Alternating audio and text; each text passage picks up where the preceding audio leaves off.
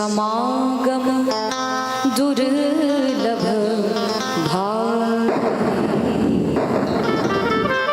संत समागम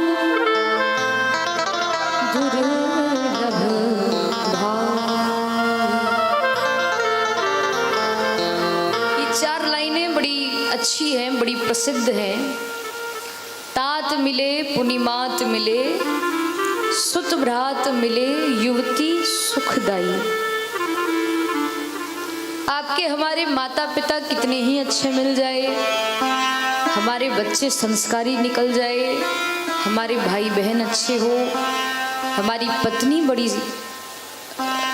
सुंदर हो, सुशील हो, समझदार हो, परिवार कितना ही अच्छा हो, अगर हमारा मन अच्छा नहीं है तो संसार में कुछ भी अच्छा नहीं लगता।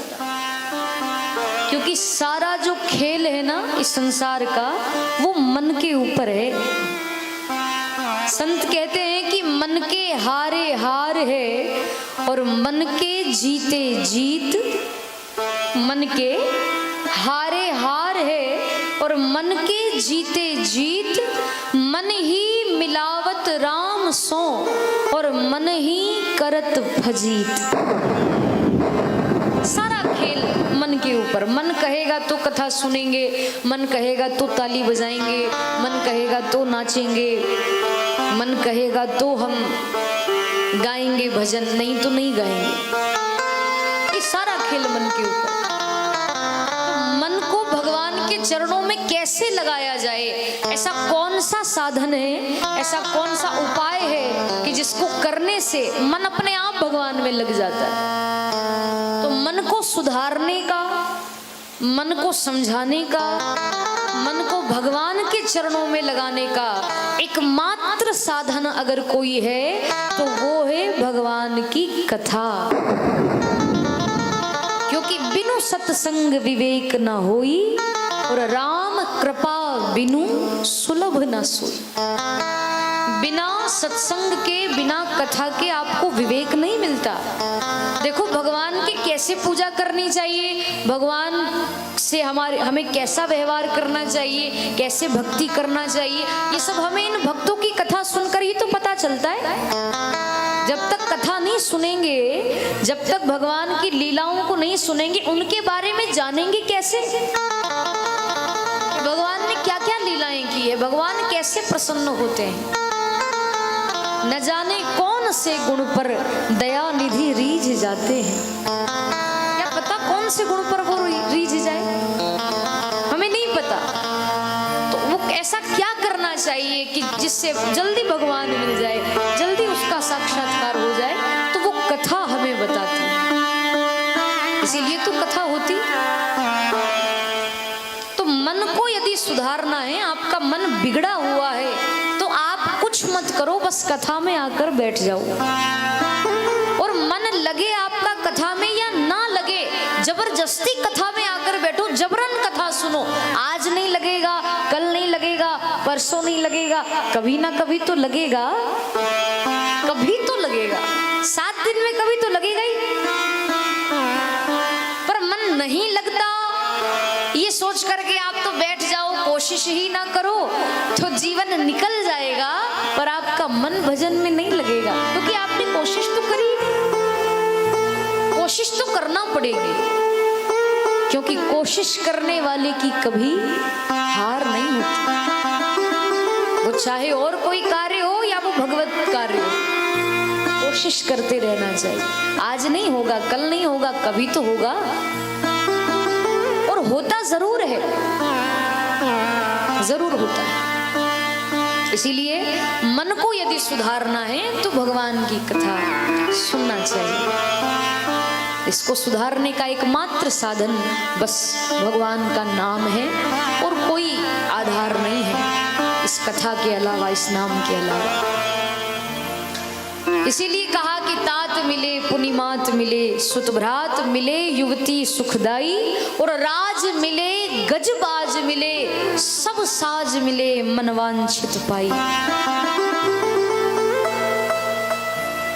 व्यक्ति के पास पास में सब कुछ होता है, रहने के लिए मकान, पहनने के लिए कपड़े, पानी के लिए भोजन, हर प्रकार की सुख सुविधा रहती है, हर प्रकार से आनंद मंगल रहता है, लेकिन फिर भी आज के व्यक्ति की ये विचार धारणा है, आज के व्यक्ति की ये थिंकिंग हो गई है कि वो जब भी मंदिर जाता है तो वो भगवान से धन ही मांगता है, जबकि पहले से उसको दे रखा है, पर बस आदत पड़ गई मांगने की।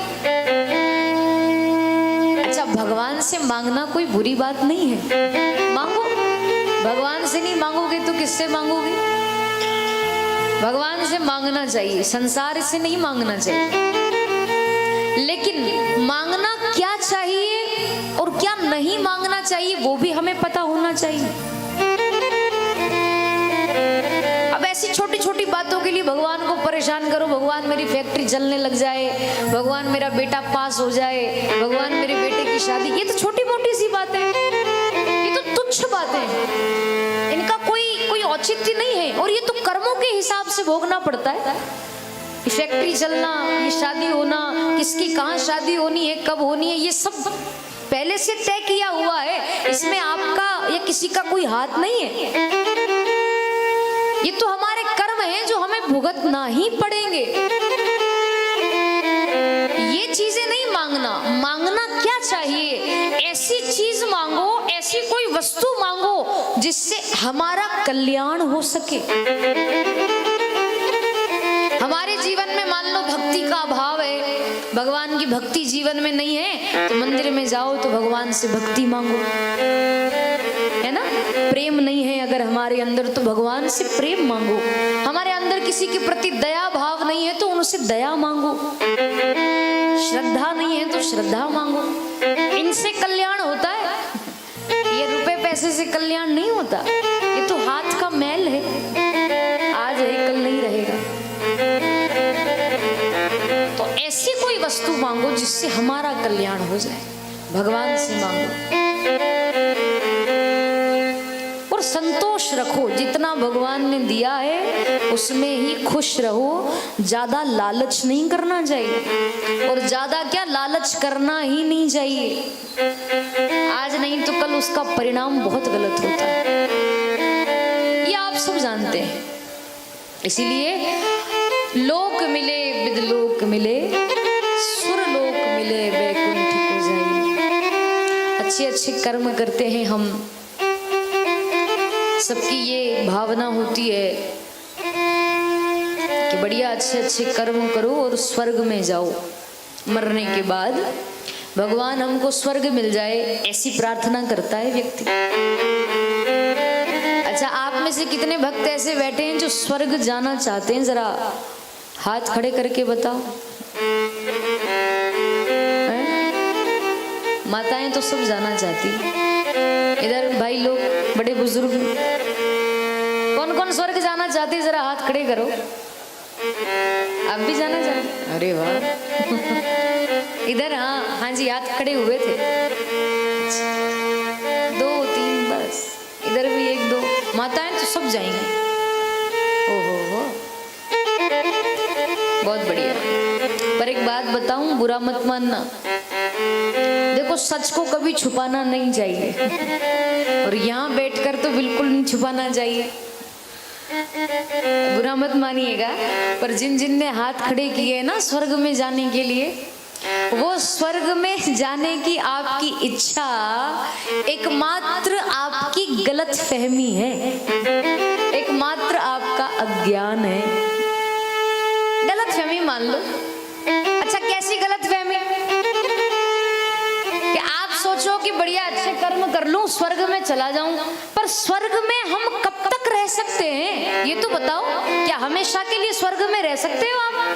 नहीं। कब तक रहेंगे स्वर्ग में? जब तक हमारे पुण्य है। जहां पुण्य खत्म हुए, पाप शुरू हुए, ये व्यक्ति फिर इस धरा पर आ जाएगा। पुण्य और पाप, ये जो हमारे अच्छे बुरे कर्म होते हैं, उनके हिसाब से ही तो स्वर्ग नरक मिलता है। अच्छे कर्म होंगे तो स्वर्ग मिलेगा, बुरे कर्म होंगे तो नरक मिलेगा। तो आपकी अगर ज्यादा अच्छे कर्म हुए तो आपको स्वर्ग में जाना पड़ेगा। पर ये गलत फहमी मत रखना कि मैं तो हमेशा स्वर्ग में ही रहूंगा और वहीं का सुख भोगूंगा। नहीं, ये तो थोड़े दिन का सुख है, 4 दिन की चांदनी और वही अंधेरी रात, थोड़े दिन का सुख। वो भी कब तक? जब तक आपके हमारे पुण्य है। सब पर लागू होती बात, आप पर होती, मुझ पर होती। जब तक हमारे पुण्य है तब तक हम स्वर्ग में रहेंगे। जहां पुण्य खत्म हुए, पाप शुरू हुए, हम फिर इस संसार में आ जाएंगे। और आएंगे तो कोई जरूरी नहीं है कि मनुष्य बनकर ही आए।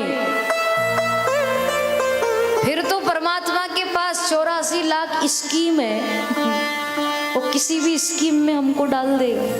84 लाख योनियां होती, वो गाय बना देगा, वो कुत्ता बना देगा, वो बिल्ली बना देगा, वो भैंस बना देगा। और भगवान ना करे कहीं आपको हमको भैंस बनना पड़े। हाँ, भगवान ने अगर भैंस बना दिया तो दूध दे दे के परेशान हो जाओगे। तो भगवान कभी ना करे कि भैंस बनाए। मतलब कहने का मेरा भाव इतना सा है कि स्वर्ग में जाने की इच्छा तो एकमात्र हमारी गलत फहमी है। देखो, अगर जाने की इच्छा रखते ही हो तो वैकुंठ जाने की इच्छा रखो। ऐसी जगह जाने की इच्छा रखो कि जहां से वापस आना ही ना पड़े, वहां हमेशा के लिए परमात्मा के चरणों में चले। क्योंकि भगवान के धाम जाने के बाद व्यक्ति को फिर ये 84 लाख योनियां भुगतनी नहीं पड़ती। फिर वो हमेशा के लिए भगवान के धाम, उनके चरणों में जगह पा लेता है, स्थान पा लेता है। उसको फिर संसार में आना नहीं पड़ता। और ये कथा, श्रीमद् भागवत कथा, उसी मुक्ति को प्रदान करने वाली है। इसको जो भाव से सुनता है, इसको जो श्रद्धा विश्वास के साथ सुनता है, उसको 7वें दिन मुक्ति जरूर मिलती है। और 7वां दिन मतलब ये नहीं कि जैसे ये 17 तारीख के दिन 7वां दिन होगा तो मुक्ति हो जाएगी। हाँ, आप डरना मत, ये 7वां दिन नहीं। 7वां दिन कब? कौन सा 7वां दिन? देखो, कथा के 7 दिन होते हैं और आपके हमारे जन्म के और मृत्यु के भी 7 ही दिन होते हैं। ये सोमवार, मंगलवार, बुधवार, गुरुवार, शुक्रवार, शनिवार, रविवार, 7 ही तो दिन है। 7 से 8वां दिन नहीं होता। इन्हीं 7 दिनों में हमारा जन्म भी होता है और इन्हीं 7 दिनों में हमको मरना भी है। और कथा भी 7 ही दिन की होती है। पर बस जो भाव से कथा सुनता है, जो श्रद्धा विश्वास से सुनता है, जब भी उसका अंतिम समय आता है, वो भले वो 20 साल के बाद आए कि 50 साल के बाद आए कि 100 साल के बाद आए। कलयुग में व्यक्ति की उम्र 100 वर्ष है। तो भले ही वो कितने ही साल बाद आए, जब भी हमारी मृत्यु होगी, जब भी हमारा अंतिम समय आएगा, वही हमारा 7वां दिन होगा। और उसी 7वें दिन यानी उसी अंतिम दिन हम लोग भगवान के धाम चले जाते हैं। ये प्रभाव होता है। वो व्यक्ति फिर भगवान के धाम जाता है जो कथा सुन लेता है। इसीलिए बहुत अहोभाग्यशाली होते हैं वे जीव जो भगवान की कथा पांडाल में बैठते हैं और कथा को श्रवण करते हैं। इसीलिए कहा कि सुंदर और मिले सब ही सुख, परंतु संत समागम दुर्लभ भाई। देखो, दुनिया में सारी चीजें बार बार मिल जाती है, लेकिन भगवान की कथा और किसी संत का दर्शन ये बहुत मुश्किल से मिलता है, बड़े भाग्य से मिलता है।